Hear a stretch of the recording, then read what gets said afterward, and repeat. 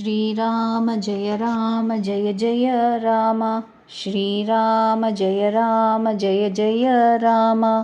श्रीराम जय जय राम। 6. சீதையை தேட முயற்சி.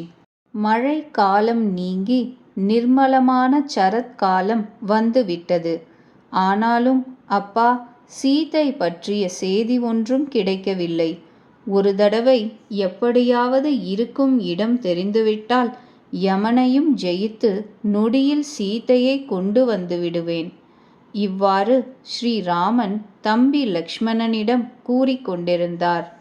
மேலும் கூறினார், அவள் எங்கு இருந்தாலும் உயிருடன் இருந்தாளேயானால், அப்பா லக்ஷ்மணா, முயற்சி செய்து அவளை கட்டாயம் கொண்டு வருவேன்.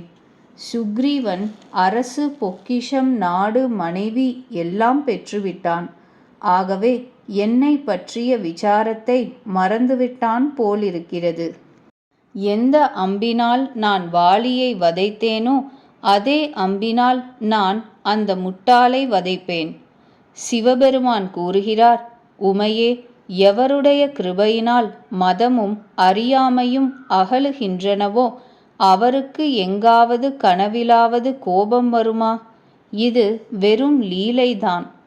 எவர் ரகுநாதனுடைய திருவடிகளில் பக்தி உள்ளவரோ அத்தகைய ஞானியான முனிவர் இந்த லீலா சரித்திரத்தை அறிவர்.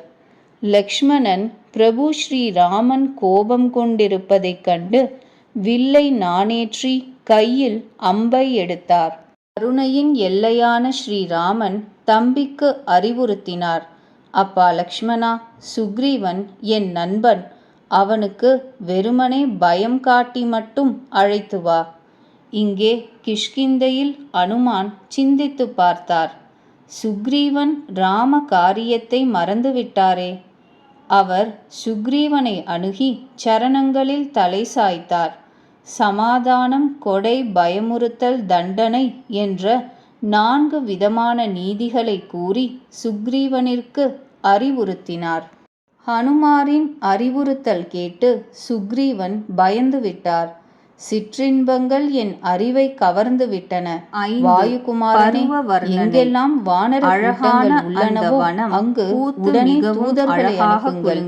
15 நாட்களில் எவர் வந்து சேரவில்லையோ அவருக்கு என் கையால் வதை ஏற்படும். எப்பொழுது சொல்லி ராமர் அங்கு வந்தாரோ உடனே தூதர்களை வனத்தில் எல்லோரையும் மிகவும் தட்டி கொடுத்து பழங்கள் எல்லோருக்கும் இலை பயம் காட்டுவாக அன்பும் காட்டினார். மனம் கவர்கின்ற இணையற்ற மலை எல்லா வானரர்களும் தலைவனான ராமன் லக்ஷ்மணனுடன் அங்கு தங்கினார். இதே நேரம் தேவர்களும் சித்தர்களும் நகரங்களும் வண்டுகளாகவும் பறவைகளாகவும் கண்டு மிருகங்களாகவும் இங்கு உருவெடுத்து பிரபுவுக்கு சேவை புரிந்தனர். லக்ஷ்மணன் ராமன் நகர வசிக்க ஆரம்பித்தவுடன் அந்த வனம் மங்களமயமாகிவிட்டது. அழகான வழவழப்பான ஒரு படிக்க பாறைதன் பளிரென்று சௌகரியமாக இருந்தது. அதன் மீது சகோதரர்கள் இருவரும் தலை வணங்கினார். லக்ஷ்மணன் அவனுக்கு அபய கை லக்ஷ்மணனுக்கினார். பக்தி, வைராகியம், தன் காது பட லக்ஷ்மணன் கோபமுற்றிருக்கிறார் என்று கூறுவார். பயத்தினால் பரநடுங்கி பேசினார். மழைக்கால ஹனுமாரிகள் கேளுங்கள், நீங்கள் தாயை அழைத்துக் கொண்டு ராமன் கூறி வணங்கி அரசகுமாரருக்கு சற்று சமாதானம் கூறுங்கள். பார்த்து மயில்களின் ஹனுமார் தாரையுடன் சென்று லக்ஷ்மணனுடைய திருவடிகளில் வணங்கி பிரபுவின் புகழ் பாடினார். அவர் வணங்கி அவரை மாளிகைக்குள் அழைத்து வந்து உபசரித்தார். திருவடிகளை துலக்கி அவரை மஞ்சத்தில் அமர்த்தினார். அப்பொழுது வானர அரசர் வந்து திருவடிகளில் தலை வணங்கினார். மேகத்தில் லக்ஷ்மணன் சுக்ரீவர் கையை பிடித்து கழுத்தோடு அணைத்துக் கொண்டார். அதுபோல சுக்ரீவர் கூறினார், ஐயா, சிற்றின்பத்திற்கு ஈடான திமிர் கல்வி வேறு அறிஞன் பணிவது போல இது முனிவர்களின் மனங்களில் கூட கணநேரத்தில் மயக்கத்தை உண்டாக்கி விடுகிறது. நான் எம்மாத்திரம் போல சுக்ரீவனுடைய பணிவு கேட்டு லக்ஷ்மணர் தணிந்து அவருக்கு பலவிதம் ஆறுதல் சொன்னார்.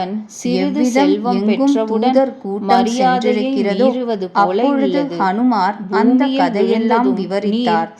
அப்பொழுது அங்கதன் முதலான வானரர்களை அழைத்துக் கொண்டு ராமனுடைய சகோதரரை முன்னிட்டு கொண்டு சுக்ரீவன் உற்சாகமாக எங்கு ராமன் இருந்தாரோ அங்கு சென்றார். ரகுநாதனுடைய திருவடிகளில் தலை வணங்கி கை கூப்பி சுக்ரீவன் கூறினார், ஜீவன் நாதா பிரபு, என் மீது குற்றம் ஒன்றும் இல்லை. தேவா ஸ்ரீராமனே, கோபம் வேண்டாம். தாங்கள் மாயையை மிகவும் வலிமையாக படைத்து விட்டீர்கள். தாங்கள் எப்பொழுது தயை புரிகிறீர்களோ அப்பொழுதுதான் அது விலகுகிறது. ஐயா, தேவர்கள், மனிதர்கள், முனிவர்கள் எல்லோரும் சிற்றின்பத்தில் ஈடுபடுகின்றனர். நானோ பாமரன், அதிலும் மிருகம், அதிலும் குரங்கு, அதிலும் மிகவும் காமம் உள்ளவன். எவர் பெண்ணின் கண்ணில் படவில்லையோ, எவர் பயங்கரமான கோபம் சாதகனுடைய மனது விழித்திருக்கிறாரோ, பேராசை என்ற பாசத்தினால் எவர் தன் கழுத்தில் சுருக்கு போட்டுக் கொள்ளவில்லையோ, ரகுநாதா, அவர் தங்களுக்கே ஈடானவர். இந்த பண்புகளை சாதனை புரிந்துதான் பெற வேண்டும். தங்கள் கிருபையினால்தான் எவரோ ஒருவர் இதை பெறுகிறார்.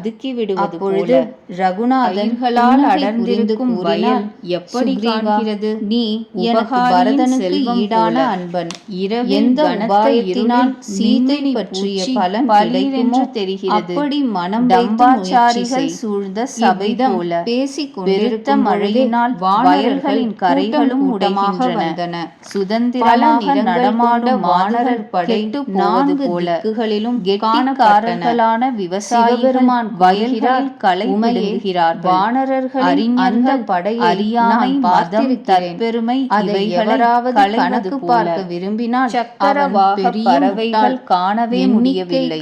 அகப்படாத அளவு அதிகமானவர் என்பது மட்டுமல்ல, பாலைவனத்தில் நிலையாக பெய்யத்தாமல் பாய்ந்து கொண்டே இருப்பவர்களாதலால் அவர்களை எண்ணி கணக்கு பண்ண முடியாது. விளையாத வானரர்கள் அனைவரும் வந்து எத்தனையோ ராமனுடைய திருவடிகளில் தலை வணங்குகிறார்கள். நல்ல அரசாட்சியில் பாதுகாப்பு பெற்றோம் என நிம்மதி அடைகின்றனர். பல வழி வரிசையில் ஒருவர் போய் தங்குகிறார்கள். ராமன் நலம் விசாரிக்காத வானரர் புலன்கள் அடங்குவது போல இது பெரிய விஷயம் இல்லை. ஏனெனில் மிகவும் வேகமாக அகில பிரபஞ்சமாகவும் இருப்பவர், எங்கும் நிறைந்தவர், அனுமதி பெற்று அவரவர்கள் ஆங்காங்கே நின்றனர். குலத்தின் நல்ல பழக்கங்கள் அனைவரும் விடுவது விளக்கமாக சில நாட்கள் பகலில் வானர படைகளே, இது ராமனின் காரியம். சூரியன் வெளிப்படுகிறான். நீங்கள் 4 திசைகளிலும் இல்லையானம் அழிவது போல 10 திக்குகளிலும் செல்லுங்கள். சென்று ஞானம் மலர்வது தேடுங்கள். சகோதரர்களே, ஒரு மாதத்திற்குள் திரும்பி வந்துவிட வேண்டும். நல்ல செய்தி காலம் வந்து எவர்களாவது கெடு முடிந்தும் கூட பலன் அறியாமல் மழையுலனும் மற்ற திரும்பி வந்தால் அவர்கள் என் மூலம் மரணம் அடைவார்கள். நட்சத்திரம் சுக்ரீவனின் பாதையில் ஆணை கேட்டதுமே வானரர்கள் அனைவரும் சந்தோஷம் பேராசையை தாவி கிளம்பினர். அப்பொழுது குலதனும் நலன் ஹனுமான் முதலான மற்ற வீரர்களை சுக்ரீவர் பிரகாசிக்கின்றன.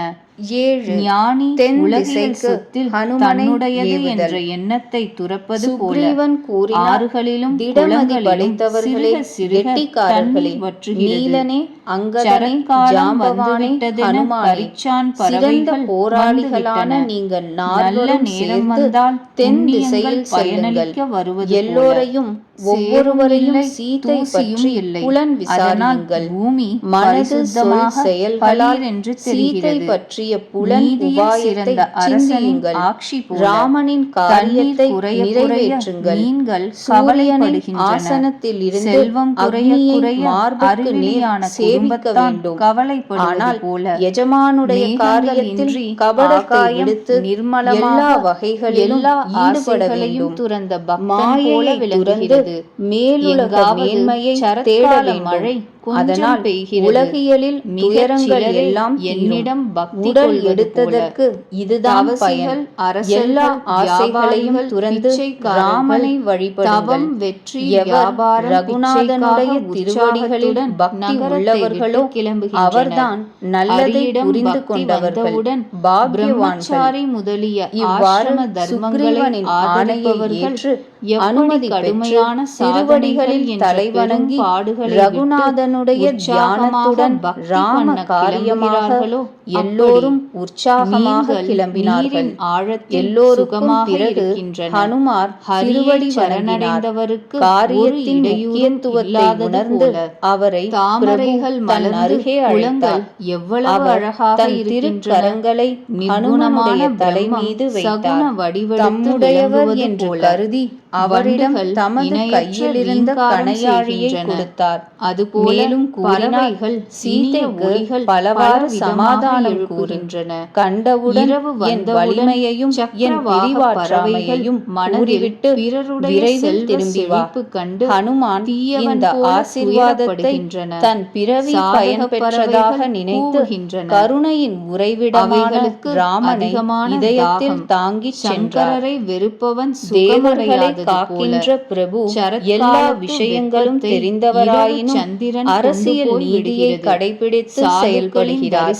வானரர்கள் காடுகள், ஆறுகள், குளங்கள், மலைகள், மலை குகைகள் இவற்றில் தேடிக்கொண்டே சென்றனர். மனது ராம காரியத்தில் முழுமையாக ஈடுபட உடல் நலம் பற்றிய கவலையே இல்லை. எங்காவது அரக்கன் எதிர்படுவான், அவனை ஒரே அறை கொடுத்து உயிரை எடுத்து விடுவர். மலைகளிலும் காடுகளிலும் பலவிதம் தேடுகின்றனர்.